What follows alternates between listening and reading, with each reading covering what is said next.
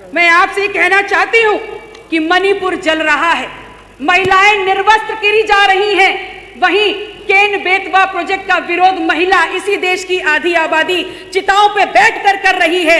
इसी देश में महिला पहलवान सड़कों पर प्रदर्शन कर रही थी। इसी देश में एलपी सिलेंडर की कीमतें बढ़ते हुए, एलपी सिलेंडर की मांग बढ़ते हुए समस्त मजदूर अपने प्रदेशों को पलायन करने को मजबूर हैं। लेकिन अगर आप देखेंगे गौर से तो इन तमाम घटनाक्रम के बीच में हमारे देश का प्रधान सेवक गांधी जी के बंदर बने बैठे हुए हैं। वो कहीं झालमुरी खा रहे हैं तो कहीं फोटोग्राफी कर रहे हैं, कहीं बच्चों के साथ फुटबॉल खेल रहे हैं। ये कैसा प्रधान सेवक है इस देश का जिसकी पॉलिटिकल पिकनिक खत्म ही नहीं हो रही है?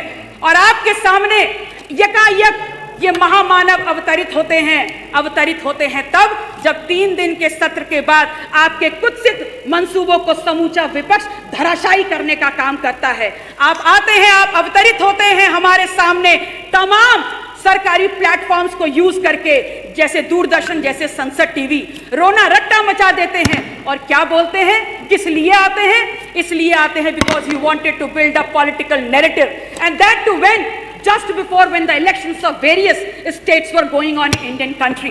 आप एक बार आपने पुनः अपने सोच, अपने कर्तव्यों के द्वारा, अपने क्रियान्वयन के द्वारा इस बात को स्थापित कर दिया कि आपने हमेशा संवाद के ऊपर विभाजन को चुना है। आपने इस बात को स्थापित कर दिया कि आपने हमेशा अपनी अकाउंटेबिलिटी के ऊपर आपने चुप्पी को सुना है।